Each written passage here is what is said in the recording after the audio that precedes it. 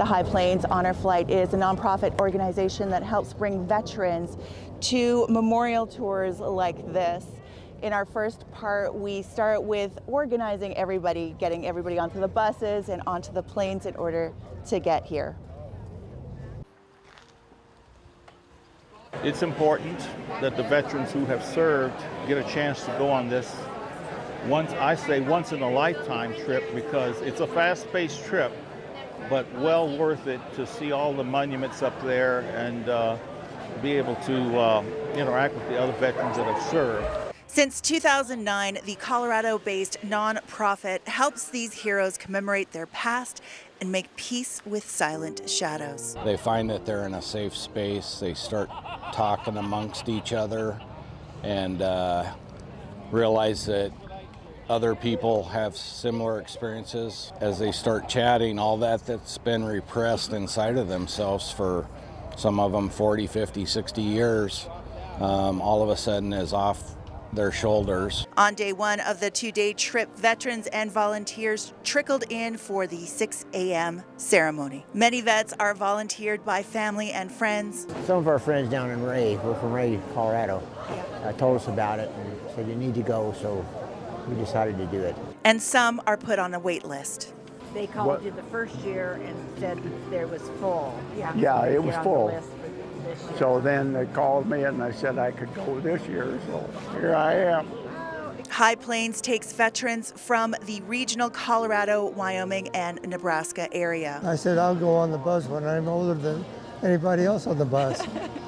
And I'm just about there. How old are you? 90, close to 95. The trip is 100% paid for by donations for veterans, and for some, this was the first flight they've been on since they came back from the war. Many Vietnam vets don't speak about their service because of the anti-war views that greeted them when they came home. It's touching, very touching. What does it mean to you? Makes me feel good here. Why? Because I never had that when I came home. My father came home, they had parades. We came home, we got spit on.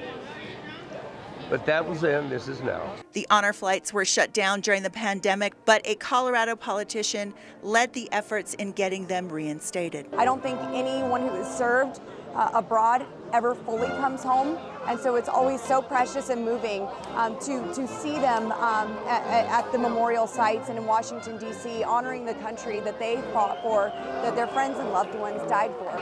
I'm looking forward to going to the wall. I've been wanting to go to the wall because I got a couple of buddies there. In our next portion, we will start touring some of these memorial sites and get veterans' reactions. In Washington, for Wyoming, because local matters, I'm Valeria Fugate, Wyoming News Now. After the ceremony, it was time to load everyone up onto the buses, but not before giving them a proper send-off. So many of our servicemen and women never properly received the welcome home that they deserve for willing to pay the ultimate sacrifice for freedom of our nation. The Northridge High School JROTC, the Rocky Mountain Young Marines, the U.S. Naval Sea Cadets, and the Larimer County Sheriff's Posse lined the exit towards the buses. A combat veteran motorcade led the 4-bus caravan as family, friends, and loved ones lined the route to say goodbye and safe travels as we headed towards the airport. All right, we are getting all of the veterans boarded. There's 120 that are traveling today, and that's not including volunteers, guardians that are helping out. We should be departing once everyone is loaded, and we're here in the Colorado Northern Regional Airport. Additionally, there were 57 guardians and volunteers. So far, 3,600 veterans have gone on this flight since the beginning by the combined Honor Flight Northern Colorado and High Plains Honor Flight to date, all at no cost to veterans. And each flight costs about $250,000 to pull off. We also spoke with a guardian to find out why he does this. The healing for a lot of these veterans. When they get down to their wall or their memorial, the emotions that come out. After an over 3-hour flight into Baltimore, we were whisked off towards the hotel for dinner with a special speaker, Major General Edward Vaughn of the Pentagon. You showed us what it means to serve something greater than ourselves, You taught us that service is not about the battles won, but about the values lived. At the dinner, we spoke with a veteran who was awarded 22 medals and a Cross of Gallantry for above and beyond flight rescue duties. I think it's a big boost for a lot of people. It gives them a peace of mind that we've never had before. You didn't do it for fame. You didn't do it for fortune. You did it for something more powerful for each other. We also spoke with another veteran about the camaraderie and sacrifice he experienced as a service member. What it means to be here is to actually visit with all of the fallen soldiers that never made it back home. I grew up knowing the service to one's country is not a duty, it's a sacred calling. But every single one of us that serve today build on your legacy, stand on your shoulders, and are inspired by what you've done for this great nation and for the world. We have one final installment in our series, and it's our arrival to the memorial sites. In Washington, D.C., for Wyoming, because local matters, I'm Valeria Fugate, Wyoming News Now. All right, we're at the start of day 2. We're getting everybody fed this morning with some good breakfast before we start our day of the tour of memorials. Morning came early at 6 a.m. for these veterans. Everyone fueled up before we headed out. Speaking with one of the High Plains board members, he tells me he's been doing these flights for 10 years. In that time, he befriended a World War II veteran who confided in him not every veteran gets a homecoming. He got home from the war a year and a half after it ended, and the only people that met him there was his mom and dad. And he said he got there at around midnight.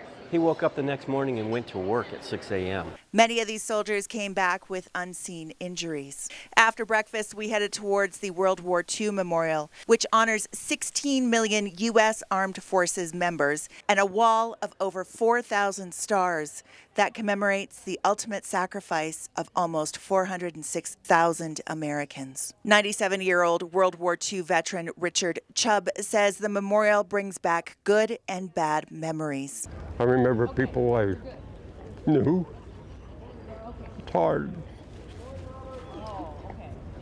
I was doing real well until they showed a picture of the barrel at sea, and that brought back bad ones. So.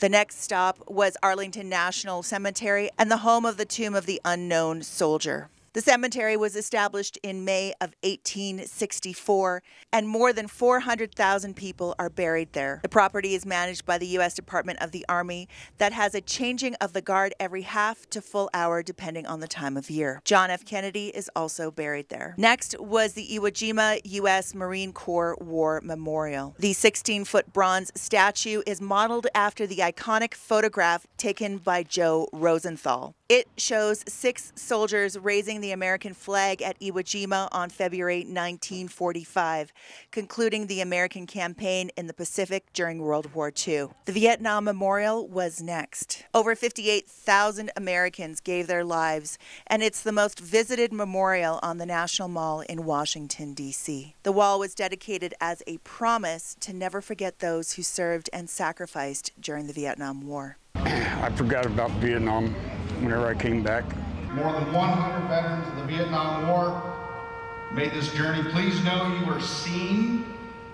Even those of us in the Pentagon, you're honored, you're remembered, and from my heart, you are loved. This is hard. Carrying the stuff around for 50 years is hard to just eliminate in 2 days. This country had to learn a very, very hard lesson the hardest possible way. And it was through your example that they learned it. And there's nothing we can do to go back and change that, but we can honor and carry it forward and make sure that never happens again. And that we continue honoring our brothers and sisters that serve. The people with the honor flight had gave me some closure. The people standing along the route and the people waving flags, and even the people here that comes by and says thank you to us. It does. After 50 years, it is rewarding. I'm just delighted when I see our veterans come, and so is everybody else in Washington. They stop, they'll salute, they'll shake hands, they'll say thank you for your service. And finally, we arrived at the Lincoln Memorial. We have families tell us all the time, Uncle Joe never talked about his experiences, in the service. and he went on your flight, and now we can't get him to shut up. The next High Plains honor flight is happening in September, and for those who made it back, we'd like to say welcome home and thank you for your service in Washington, D.C., for Wyoming. Because local matters, I'm Valeria Fugate, Wyoming News Now.